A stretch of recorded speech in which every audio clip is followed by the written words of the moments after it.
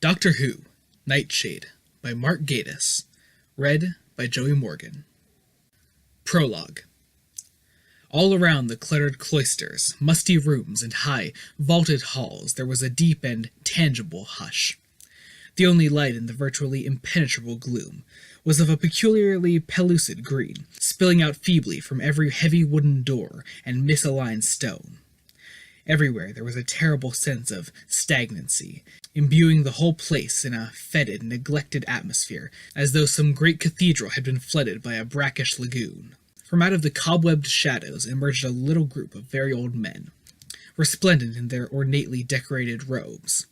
The least ancient of the group, a white-haired individual with piercing eyes and a down-turned, haughty mouth, lifted the hem of his robes as he detached himself from the others, sending little flurries of dust over the flagstones.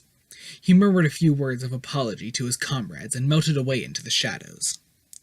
After a time he came to a small door, inset in the crumbling stonework. He looked about him, senses alert, and lifted his hands to grip the lapels of his robes. His twinkling eyes darted from side to side. It was time. A man with a face like a deflating balloon, dressed in dark gold robes which were too big for him, crossed the corridor, mumbling happily to himself. The white-haired man pressed himself into a doorway until the fellow had passed. It wouldn't do to be discovered now. When he was certain that he was alone, the old man opened the door with a spindly key and squeezed himself through into the darkness. Beyond the door was a flight of some stone steps, which he descended nimbly, leading into a huge, ink-black domed chamber. Arranged in a row were 8 featureless objects about the size of horse boxes, their dull gray surfaces tinged by the familiar underwater green. The white-haired man lifted the heliotrope robes from around his shoulders and let them slip to the floor. He steepled his bony fingers and looked up at the ceiling high above his head. What was the night like out there? It had been so long since he'd ventured outside, smelled fresh air, seen the first frost, watched the pale silver and bronze leaves disappearing under melting snow. And now all that world would be different. It was time to go. There was a noise from somewhere close by, and the old man hastily unlocked one of the featureless gray boxes. "I must be quick," he muttered. "Yes, I must be very, very quick." A look of profound sadness seemed to come over his wise old face as he gave the hall one more sweep of his searching gaze. Then, with a heavy sigh, he vanished inside the box and closed the door. There was a raucous, grinding moan, and, quite suddenly, the old man and the protesting gray box simply faded away. For a long time, the 7 remaining boxes stood in silence, with only the steady drip of the leaking roof to disturb the gloom. Then the man in the dark gold robes appeared in the doorway, tutting to himself. He regarded the 7 boxes and the space where the 8th had been, with some annoyance. "Oh, no," he said. "This really won't do at all."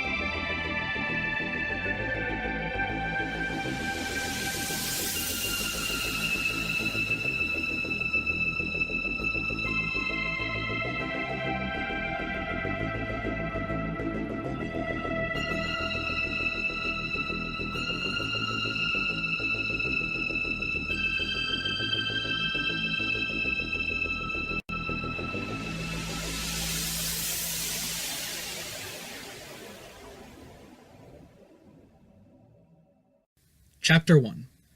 Perhaps the world was dreaming as it drifted like an exotic butterfly through those gossamer summers, which seemed like they could never end, stretching pacific arms around its people under a billion-dollar blue sky. And there were those who said there had never been a better time to be alive. Perhaps the world was dreaming. Jack Prudo scratched his bristly chin and cleared his throat loudly. He was in no mood to argue. Standing in the draughty hall of his little house, he wearily ran a hand through his thinning hair and rattled the walking sticks which cluttered the umbrella stand. "Are you listening to me?" Wynn's voice stabbed at him like a needle. Jack kept his rheumy old eyes fixed on the umbrella stand. Had it always been like this? Dreary days, arguments, going to the pub, coming back, apologies, another argument, bed, silence. Jack looked at Wynn's angry, pinched face as she continued to berate him in a shrill monotone. Mouth like a horse's backside, he thought idly. Wynn's gray eyes flashed dangerously. Same old routine, isn't it, Jack Prudo?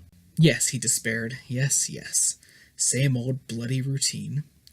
Jack selected his favorite walking stick, the one with the horse's head carved on it, the one Wynn had given him on their 10th anniversary.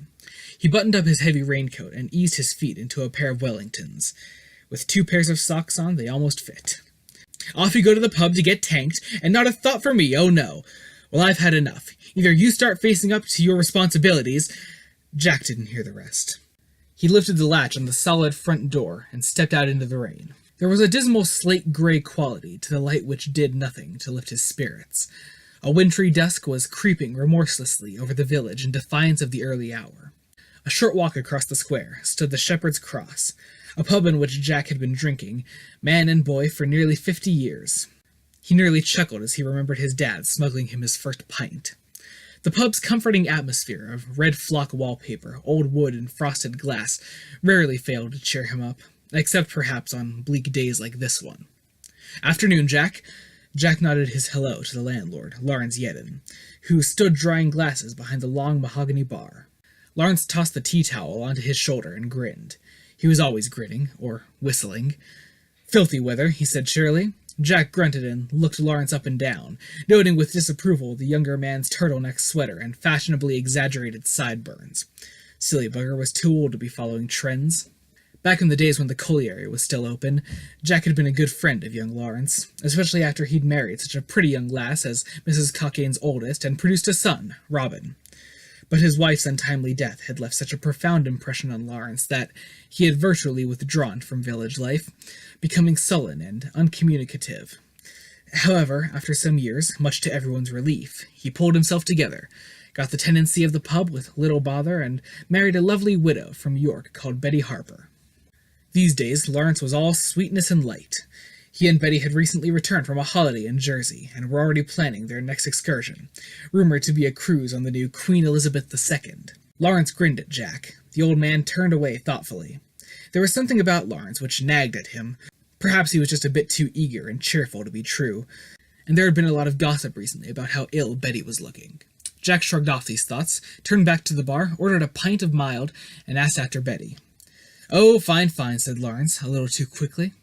Jack sat down at the table and crossed his eyes, listening to the gentle crackling of the fire.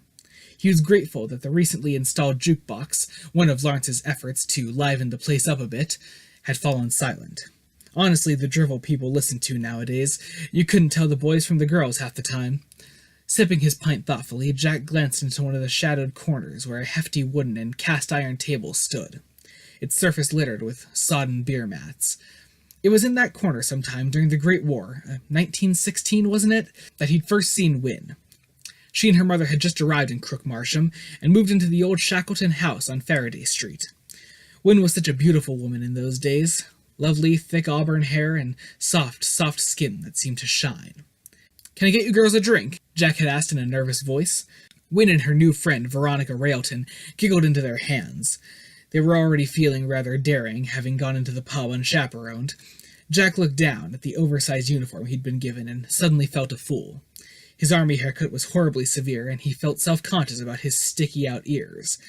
Veronica peered at him from behind her thick spectacles. Wynn's big eyes looked him up and down. She was wearing that red dress which her mother had made for her. It was always her favorite. "Well," said Jack. Veronica giggled again, but Wynn held his gaze.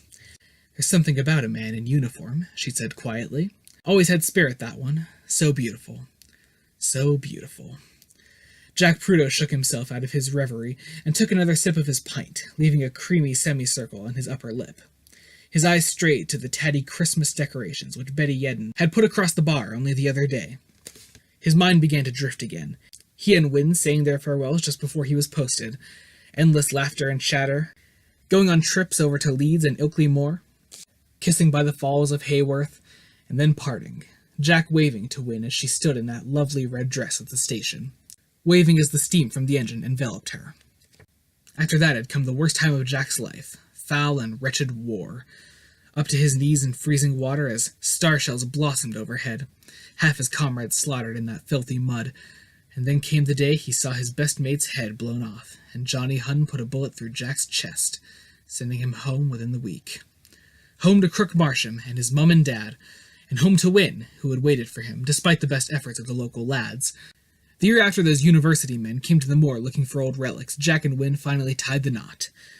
"We'll have a dozen kids," he told her, "and a house as big as Castle Howard, a garden full of roses and chrysanthemums. Ah, you like chrysanthemums, don't you?" She turned her big eyes to him and smiled warmly. "Oh, Jack, what am I going to do with you?" Jack turned back to his pint and rubbed the ribs which the bullet had smashed all those years ago. They still ached a bit in damp weather. He sighed heavily. Sometimes he just couldn't believe that the Wynne he'd loved and the woman who was now such a thorn in his side were one and the same. They'd had their ups and downs, of course, like anybody else. One Kitty stillborn, the other, named after his father, run down by a bus. Jack could see himself there even now, standing helplessly as the great lumbering vehicle lurched around the corner. Then young Jackie running into the road. Time slowing around them, moving like treacle. That awful noise as the bus's brakes howled, and then Wynne, turning to him with such a look in those gray eyes, accusing him. Little Jackie breathing his last on that rain-washed street, and perhaps something inside Wynne quietly dying. The passing years became like a physical weight, pressing her down, breaking that rare spirit, transforming her into the stooped and bitter woman she was now. They never even left the village, despite all those plans, all those promises. Something caught Jack's eyes and flashed by the smoked glass of the pub window. He turned full around, and his old neck wrinkled in the none-too-clean collar of his shirt. A flash of red. There was something darting past the window. The smudged red of their clothes bobbing into view like a lone poppy seen through a curtain of fine rain. Jack moved closer and peered through the little area of clear glass which spelt out the pub's name in big Victorian letters. There was a girl out there, dressed in a light summer frock, a red frock. Jack sensed its familiarity, and something turned in his stomach. And then there was a face at the window, pressed against the smoked glass, a pale, lovely face with a halo of thick hair. The girl giggled lightly and was gone. Jack stood up sharply, sending both table and beer crashing to the floor. Lawrence looked at him oddly. "Jack?" The red blur began to diminish. Over towards the moor. "Jack, are you all right?" Jack Prudo turned, and his careworn face was full of wonder. He suddenly knew he didn't have much time. "It's her, lol," he breathed. "It's her!" "Who?" Jack let out a high, hysterical laugh and stumbled out of the door. Lawrence hastened after him. "Jack, your coat, man! You'll catch your death! Jack!" The policeman and the old man are tired, their faces in tight close-up on the television screen, blurred by the crude film process. The policeman's nerves are close to breaking point. "What do you mean, not of this world?" The older man puts a comforting hand on the constable's arm. "I know it's difficult to accept, my boy, but I've encountered these things before. They are the vanguard of an invading force from the planet—" The policeman screams as a huge scaly claw bursts through the window. Professor Nightshade! For God's sake!" The older man's face zooms into view, grim and determined. Fade to black. Thunderous chords bellow out the familiar theme tune as the word Nightshade is superimposed on a roll of rather jerky credits. Professor Nightshade, Edmund Trevithick. Constable Chorley, James Reynolds. Staff Sergeant Ripper, William Gerald. The blue light from the television screen threw garish shadows across Edmund Trevithick's chuckling face as he watched his name flicker by. He smiled, a little indulgently, and leant forward in his chair to switch off the set. The room seemed suddenly very dark and quiet. Trevithick cleared his throat loudly and smiled his famous lopsided smile. It hadn't really dated much at all, even if he did say so himself. Even so, it had been a good few years since he'd last played old Professor Nightshade. Nice of Auntie Beebe, though, to give the series a dusting down and a slot on their new second channel. Trevithick looked around the room at the circle of elderly people, all sound asleep, their gentle snores rising and falling in pitch, like steam from old copper kettles. He harumphed loudly, considering himself a sprightly 70-year-old and nothing like the poor old dears with whom he shared a roof, now clustered around the television in a sea of tartan blankets. He huffed again at the compatriots. They'd promised to stay awake for his program. They'd promised. "I don't know why I bother," he said loud. "Bother about what?" It was Joe Mason, the warden of the old people's home, sneaking up on him again. "Don't do that!" snapped Trevithick. "Gave me the shock of me life." Jill was lifting up cushions and looking under chairs. "You haven't seen the Radio Times about, have you, Edmund?" Trevithick smiled his lopsided smile. He'd hidden the periodical during one of Mrs. Holland's fits. That way, no one would know there was anything else but Nightshade on the television that night. "Perhaps Mrs. Holland has eaten it." "You're wicked," said Jill, smiling. She peered out of the window into the darkness and closed the curtains in one decisive movement. It was getting late. Trevithick had to admit that he was fond of the girl, even if she was a little patronizing at times and wore her hair too long. She'd even taken to sporting false eyelashes of all things, which Trevithick thought resembled copulating insects. He objected less to the length of her skirts, which barely reached her shapely knees. Girls had been far too prim in his youth. This bra-burning malarkey certainly had its advantages. He kept his thoughts to himself, however, and steered the conversation back to his old series. "We had a lot of trouble with young Jimmy Reynolds." Jimmy Reynolds, the lad who played a Bobby in this week's episode. Not long out of drama school, I seem to remember, and a bit phased by all the lights and excitement. Of course it was all live in those days. He was sick in his helmet just before he went on. "Really?" Jill said distractedly. "Queer as a dog's hind legs as well. We used to call him Debbie Reynolds."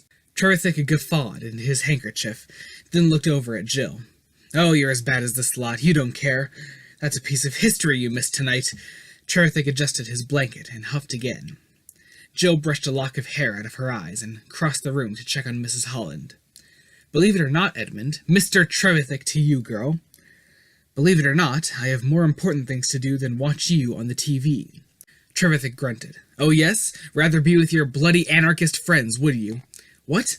In Paris, isn't that the in thing for young people today?" Jill felt a rush of blood to her face. She was silent for a while and then simply said no. Mrs. Holland, who had slowly woken up, began to cackle wildly. Her toothless, sunken face reminded Trevithick of one of those laughing sailor dolls at the seaside. "Oh, Mr. Trevithick," she cried, "when are you on the telly? You keep telling us you're going to be on the telly." Trevithick raised his eyes heavenward. "I've just been on the television, you stupid old woman. You were too busy snoring. Eh?"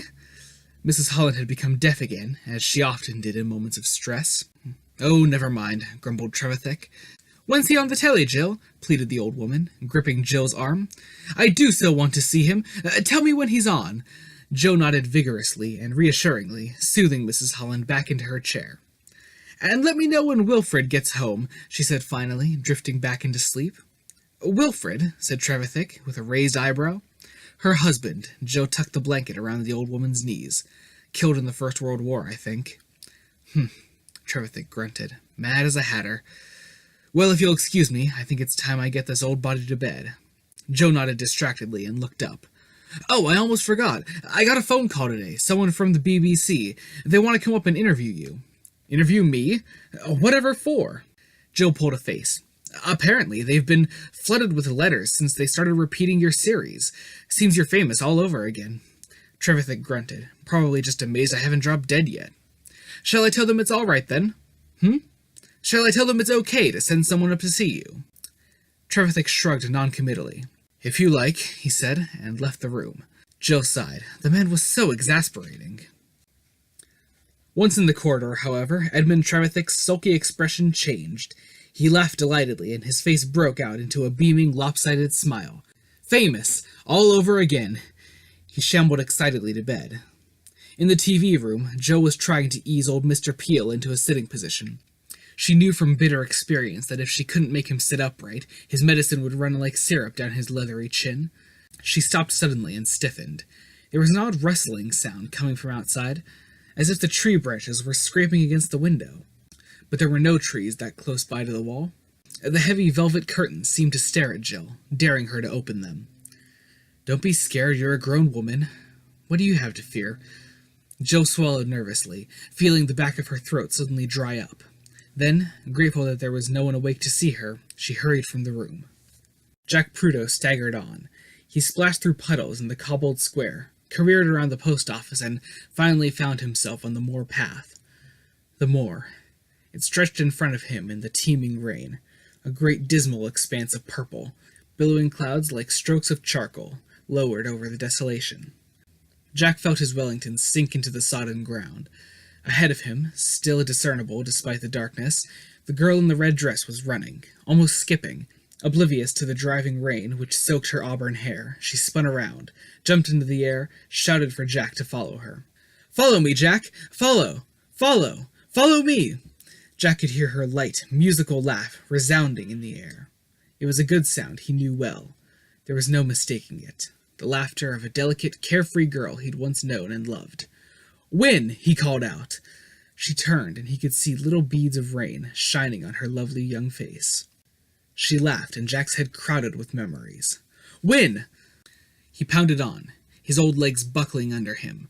Once or twice his boots sank completely into the marshy ground, and corpse-cold water stained the knees of his trousers. "Win! You've come back!" She beckoned to him, and the old man ran on, his heart in his mouth, and his face wreathed with smiles. "It was impossible! Impossible! Follow me, Jack. Follow me. Follow. Wait for me, Win! Oh, wait for me!" Win vanished into a little copse of scrubby, stunted trees. Jack plunged on until he reached the withered foliage, which sheltered an enclave in the rocks, too small to be called a cave, but large enough for him to stand upright. He pushed aside the sharp branches and peered into the hollow beyond. It was very dark now. Jack's mind was reeling. Somehow she was back. The years had been rolled away. Perhaps they had a chance to start all over again. Win was here. It didn't matter how. His beautiful young wife had come back to him. That was enough. "Win?" There was silence in the little hollow. Jack looked around, bemused. Then, to his right, he heard a soft rustling sound. Something was emerging from the shadows. Something huge. Jack tried to say Win's name, but the sound died in his throat as the vast darkness closed around him. No time to turn and run. No time even to scream. Out on the moor, in the darkness, there was only the steady hiss of the rain. Trevithick shut the door of his room. He rubbed his hands together excitedly and looked at his face in the battered old shaving mirror he kept by his bed. "Not bad," he said happily. "Not bad at all. Those roguish good looks had stood him in good stead in the old Nightshade days. Why not again? And after those charming makeup girls had worked their magic, he'd look 20 years younger. Perhaps they wanted to make a new series." He undressed carefully, laying his tweed trousers over the arm of the chair, and clambered into his soft blue pajamas.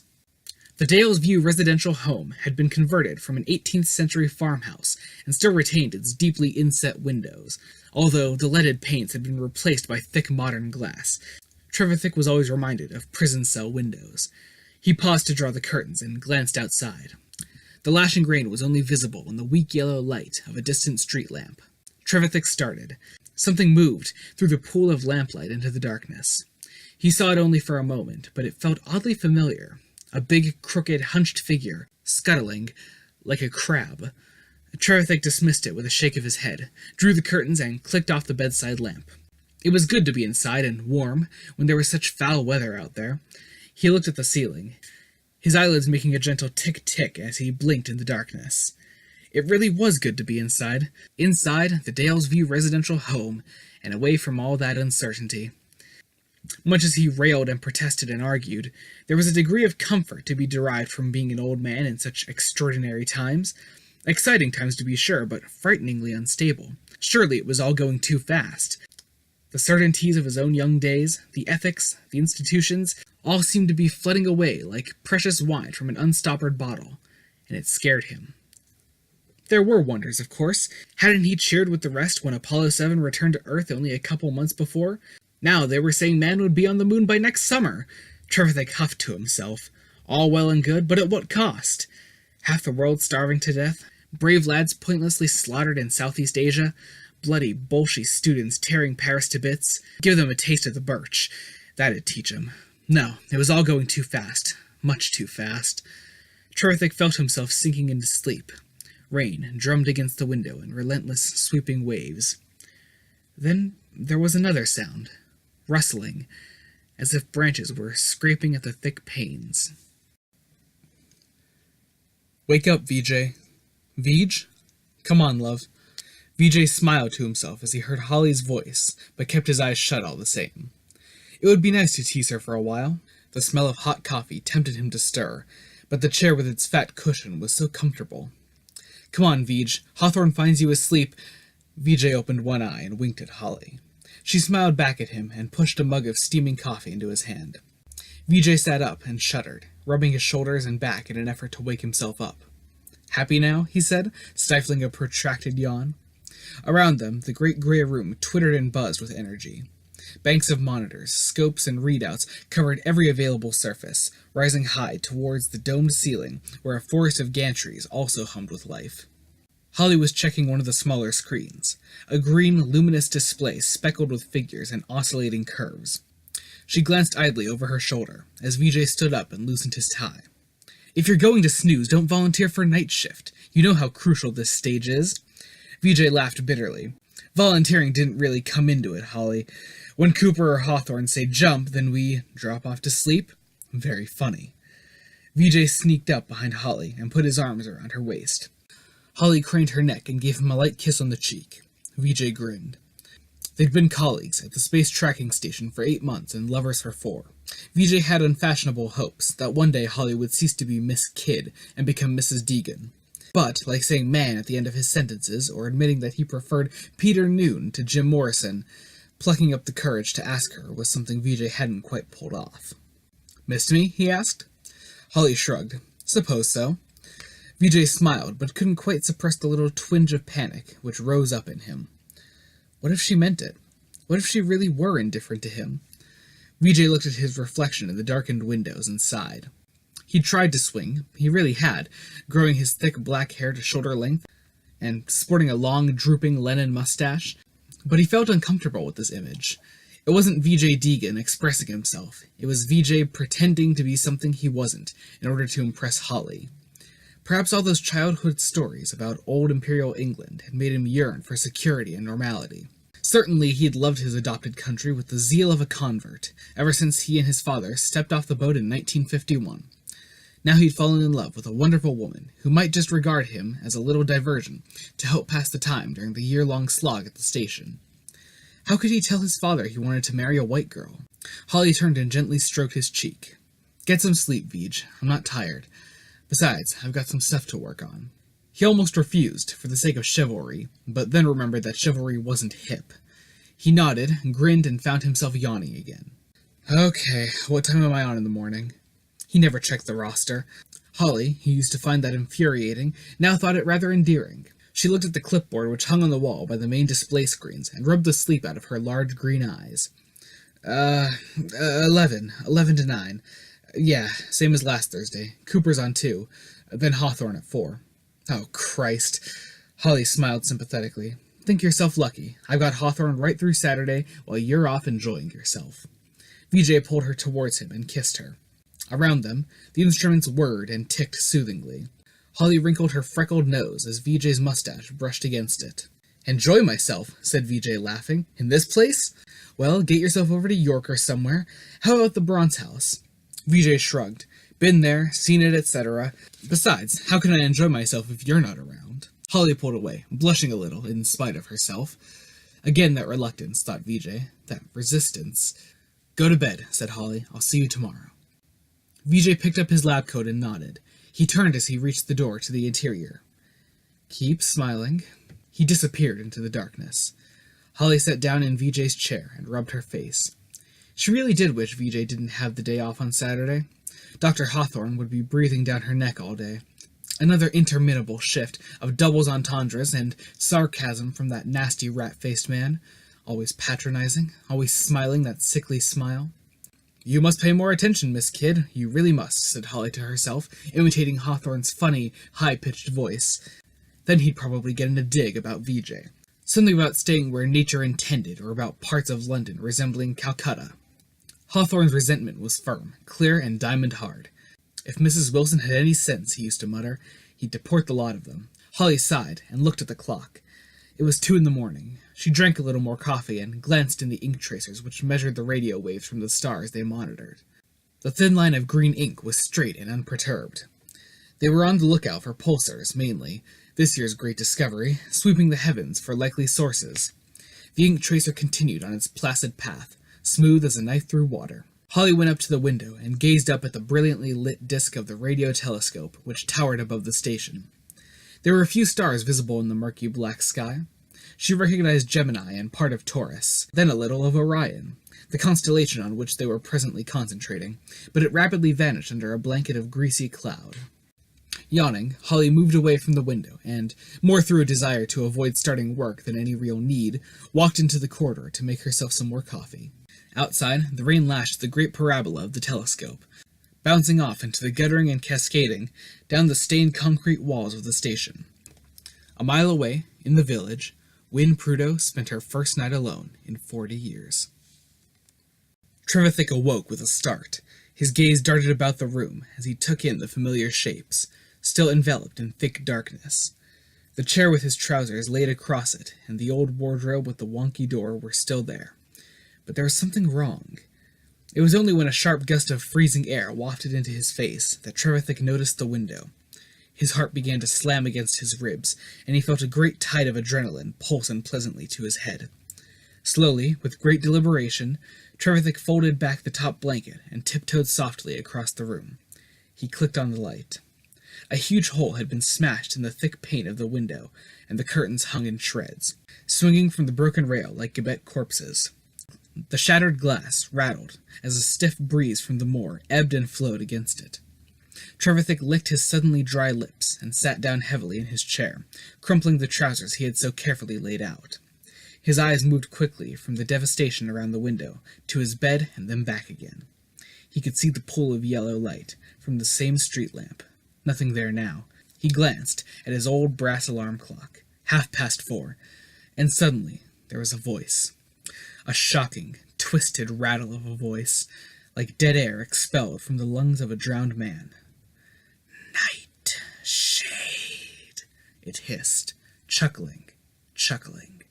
A dreadful smell, a rancid stench like bad meat, blasted through the smashed window.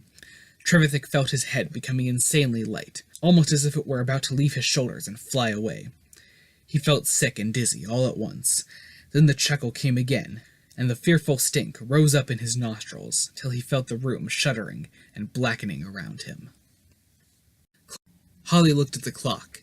It was still 5:10. She must have looked at the thing a dozen times, and there seemed to be no difference. Clock watching, she thought. Naughty, naughty. 5:10, December 23rd, 1968. God, it was nearly Christmas, a fact which had totally escaped her until she looked at the calendar instead of the clock. The exhausting routine at the station had numbered her to the passage of time. Once she would have been all excited, preparing presents and puddings, but all that was back in Wales with Uncle Lewis. The only festive spirit she could imagine inside Hawthorne and Cooper was a couple of glasses of sherry. Holly could remember playing snowballs with her Uncle Lewis, using a pair of his old pit socks instead of gloves. Little baubles of snow hung to the wool. She'd pulled a face. "They are clean, you know, Flower," Lewis had said, laughing in his big, barrel-chested way. Their breath hung in the air like smoke. After several snowball fights, their hands were red raw and cold as marble. Warming them by the fire induced a delicious tingling pain, soon sorted out by a little ginger wine.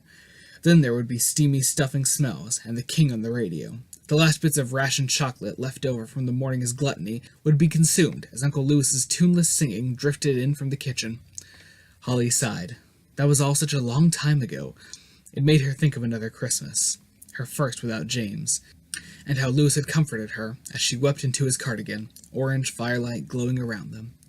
"It's all right, Holly, love, it's all right."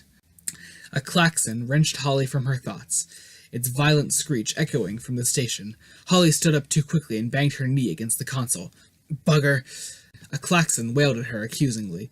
She whirled around, trying to locate the source of the emergency. The banks of lights twinkled on in innocent placidity, and the ink tracer continued to draw its steady line. Holly dashed to the window and strained to make out anything in the gloom. Still, the klaxon blared on. Theoretically, it should only be triggered by a breach in the security fence. Holly swallowed. There was no way she was going out there on her own. Without warning, the ink tracer began to oscillate crazily. The line broke up, rose and fell, creating an astonishing pattern of curves and waves in a seizure so rapid that the pen could hardly keep up with it. New information flooded through the monitors. Screens flared with light and energy. Dr. Hawthorne tumbled into the room, a heavy jumper over his pajamas and his steel-rimmed glasses hanging off the end of his nose. He struggled to get the wire arms hooked over his ears. "Kid, what the hell do you think—" He swung his head toward the ink tracer, and then over to the screen, which crackled with data. Grief, he said, swallowing hard. Where's all this coming from? Holly looked at him dazedly. The klaxon was still blaring in his ears. What? I said, where's it coming from? Which quadrant? Holly checked her files and joined Hawthorne. Quadrant. Come on, woman. No change. It's Orion. Same as before, Dr. Hawthorne. You haven't changed the scan? Holly shook her head. Hawthorne whistled. I don't believe this. Get on to Cooper, would you? Righto. Where's Sabu? Hawthorne shot a nasty look up at Holly. She took a sharp intake of breath, almost wincing at Hawthorne's transparent racism. VJ's asleep. I relieved him. Oh, did you now? Holly ignored him. She turned her attention to a stream of printout, which was piling at her feet. Why is the klaxon going? She said distractedly. Hawthorne shook his head and tapped a series of figures into the console. I don't know. Why don't you find out? Holly let out an exasperated sigh and stalked off towards the internal phone. Sean, the new security man, should have reported in by now. Holly called Dr. Cooper, who was none too pleased to be woken up, and then VJ shambled into the room, his face slack and drunk with sleep. Holly, what's going on? She hugged him, grateful for an ally, and led him back into the main room. We're getting massive emissions on the feed, piles of data. I've never seen anything like it, tons of the stuff. VJ shook his head, as if to clear it, and opened his eyes wide. Why is the klaxon... Holly turned him towards the double-doored exit and patted his backside affectionately. I don't know. Why don't you find out? VJ sniffed resignedly and pulled on one of the thick parkas which hung by the doors. The klaxon's screech was beginning to get on his nerves. Why hadn't Sean done something about it? It was his job to see the thing, after all. Privately, VJ sympathized with the security man. It couldn't be much fun patrolling the perimeter fence every night. Things were so quiet, he often wondered why they had security at all. It's just that nothing ever happens around here, Mr. Deegan, Sean's predecessor used to say. And what's the point of me walking around when we all know that no one would dream of breaking in? He'd finally left and gone off to work in an open prison somewhere down south. Very much the same line of work, VJ thought, smiling. VJ opened the doors and stepped out into the hallway. Within a moment, he was outside. The icy wind blasted him full in the face. Darkness swallowed him whole. Freezing rain was once again lashing across the moor in great sweeping waves. There were still a few lights on in the village, and VJ recognized the bedroom light in the Shepherd's Cross. Distractedly, he wondered whether Betty Yedden was having another of her sleepless nights. There was a lot of gossip about how ill she was looking. Lawrence, though, never said a word, just grinned. VJ swung around his torch in an arc, and the perimeter fence loomed into view, gobs of rain splashing off its barbed wire top. Out of the corner of his eye, VJ saw something move. A hunched shape scuttling just out of reach of his torch beam. He shuddered. There it was again, just out of sight, like a glimpse of summer lightning. He began unconsciously to chew his fingernails. In the light from the torch, a huge rent was visible in the mesh of the fence. The steel wire peeled back like the skin of an orange. Sean? His voice sounded feeble and strained. The rain hissed back at him. VJ began to move back towards the station, but didn't feel able to turn his back on the fence. The wind howled through the gaping hole. There it was again. A definite shape this time, bunched up and knobbly. There was a strange smell, too, like bad meat. VJ turned up his nose and, without a second thought, ran back to the station. The darkness seemed to chase him all the way, like the collapsing walls of a tunnel. He pulled open the doors and stumbled gratefully inside. The klaxon was still blaring away. Can't we shut that thing up? It was Dr. Cooper's voice. VJ was grateful she had arrived, however bad-tempered, because she could always keep the loathsome Hawthorne at bay. He strode into the control room. Well, said Hawthorne gruffly. The fence has been breached, great big hole torn in it. Cooper looked up from the still chattering computers. See someone? I saw something, said VJ pointedly. Cooper furrowed her brow and dug her hands into her pockets. She was a big middle-aged woman with cropped steely gray hair and fearsome blue eyes. There was something very likable about her no-nonsense manner to which VJ warmed, although he often felt the rough edge of her tongue. Any sign of Sean? Said Holly. VJ shook his head. Well, we might as well turn off the alarm until we found out what's going on. Shall I call the police? Holly turned off the klaxon, and a blessed peaceful silence descended like a blanket of rose petals onto the room. Cooper nodded absently. Yes, you do that, Holly. We're all up and about now anyway. VJ, come over here and log these readings, would you? Incredible. I can't make head nor tail of it. VJ slipped off his parka and picked up a sheaf of paper. Dr. Cooper turned and beamed at her team like a successful football coach. Well, boys and girls, she said, it looks as though our waiting has paid off. With theatrical timing, the chattering of the computers and the scratching of the ink tracers stopped. There was a slow, mournful whine as the machinery eased up. The harsh lights in the long room flickered briefly and then flared into full life again. It was over. Cooper laughed. Plenty to get on with anyway. VJ slid gratefully into a chair whilst Holly went to the phone. Cooper and Hawthorne were deep in conversation like schoolkids cramming for an exam. There would be time enough, VJ decided, to get excited about all this. Time enough. In the morning, he felt his heavy lids closing. The moor was still solidly shrouded in darkness. Only the brilliantly illuminated dish of the telescope, spreading its chilly glow in a wide circle, was discernible. A good mile away from the station, on the old road which led to St. Hilda's Monastery, Billy Coote was beginning his day. He always got up early, even in this weather, folding away the stinking blankets and newspapers which had kept him warmish through the long night. He missed the old papers with their heavy broadsheets. The new ones might be easier for people to read, but they weren't nearly as good cover. It was a shame more famous people didn't get shot, he thought maliciously. The supplement, under which he'd kept after Bobby Kennedy kicked the bucket, was so thick he'd hung on to it for weeks. The soaked, peeling green planks of the old bus shelter hadn't been so comfortable after all, despite the droughts and the none-too-pleasant smell emanating from the corner. But as Billy himself had largely contributed to that, he wasn't about to complain. He rummaged through his straggly gray beard and ran a hand through the remaining hairs on his sunburnt head. This was what he'd like to call his ablutions. It was going to be freezing cold again, he could tell, with more rain or maybe even snow on the way. He sniffed the crisp air disdainfully. In the summertime, he would watch the sun clawing its way over the horizon. He loved the way it came up behind the monastery, made him feel all spiritual. Perhaps it was just his wax-clogged ears playing tricks with him, but just at that moment, Billy Coote swore he heard a strangulated, grating whine, with rusty chains being dragged across gravel. It seemed to be coming from quite close to the shelter. After a few seconds, the noise died away with a crump, like the explosion of a great war shell, and Billy looked about in confusion. He crept around the side of the bus shelter and peered into the darkness. There was something tall and solid, with a light flashing on top, standing there. Billy walked out of the shelter and up to the structure, which was barely visible in the murky darkness.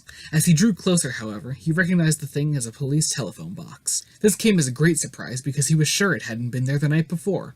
Intrigued, he looked the tall blue box up and down, gazed in at the frosted glass windows, and, after rubbing his grubby hand against the sleeve of his jacket, pressed his palm against one of the doors. He jerked back in shock. It was warm, and it was humming. Morning came slowly to Crook Marsham, the monastery, the tracking station, and, although no one knew it at the time, to the TARDIS, whose old blue paintwork glistened in the fine drizzle of new rain.